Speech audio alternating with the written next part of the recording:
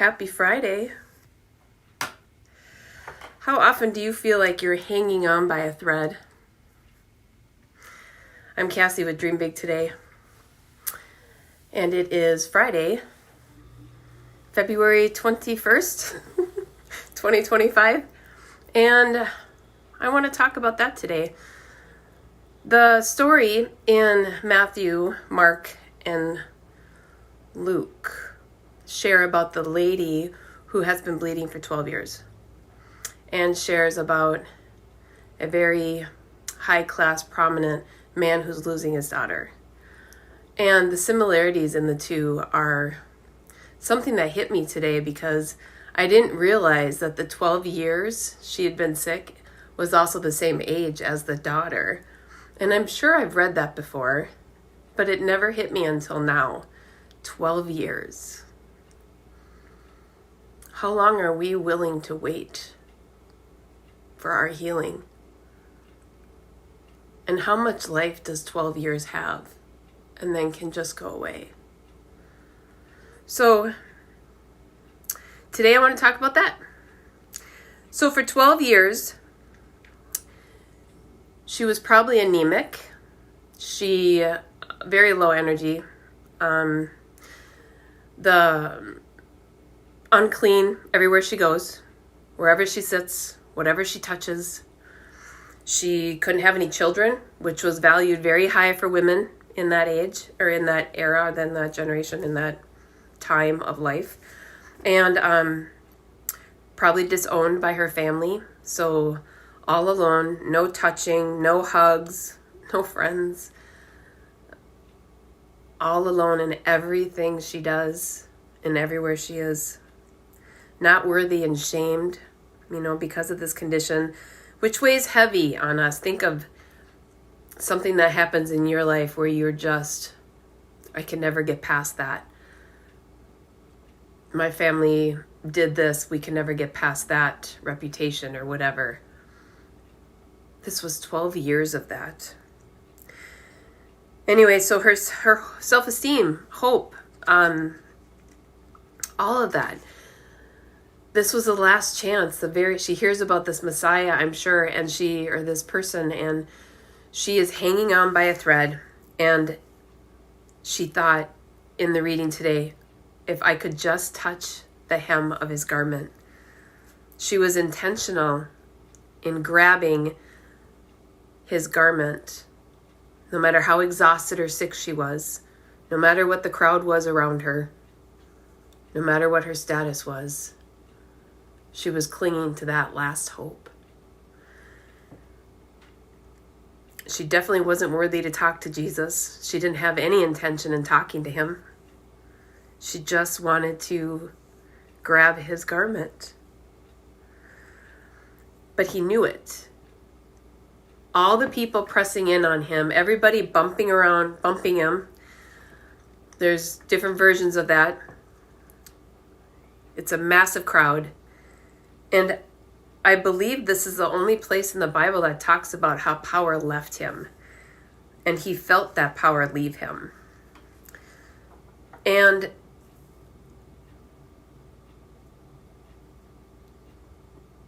she knew that he knew. Think of that thought of oh, I've been caught. I've been caught. With all the stuff that we do to get to know who Jesus is, that we try to align our lives with the 10 Commandments, that we're going to church, we're in all the services, we're helping everywhere, we're doing the studies, we're doing this, we're doing that. Are we ever intentional to encounter him? I wonder how long we go through life and we don't ever really realize what that feeling of his grace is. So this woman, who was considered very low class, I wonder, I was thinking of Jairus too, when he's high class. What was he thinking of this interruption? Jesus stopped and now he needs to know who did this. And do you think Jairus is in his head saying, hello, hurry up. My daughter is dying. I need you at my house. But during that interruption, he's told his daughter has passed. So now we have 12 years of sickness and 12 years of life then gone. And she wasn't just sick anymore. So, do you ever notice that in the miracles that Jesus does in the Bible, it's usually because of an interruption? Do you like being interrupted? I don't like being interrupted. I get very short, maybe rude sometimes if I'm interrupted in a thought process, in a writing, or in what I'm intentional in doing, and yet Jesus is healing in the interruptions. The miracles are happening in the interruptions. And if I want to be like Jesus, I need to be interruptible. So when she heard Jesus ask who touched him, she must have been really fearful, right? So unclean, so unworthy for so long, alone, sick. But she felt it come out. She felt it. She felt the healing. It says in 29 that she could feel her body, she could feel her bleeding stopped. Do you think that maybe gave her the courage to stand up or to go to him and say, it was me? To share the truth with Jesus that she just needed him. She just needed to touch his garment. That her faith was that strong. But also without her truth, we may not know about this miracle. If she would have just scampered away. What is your story? Can your story change another's? God gives us stories a lot.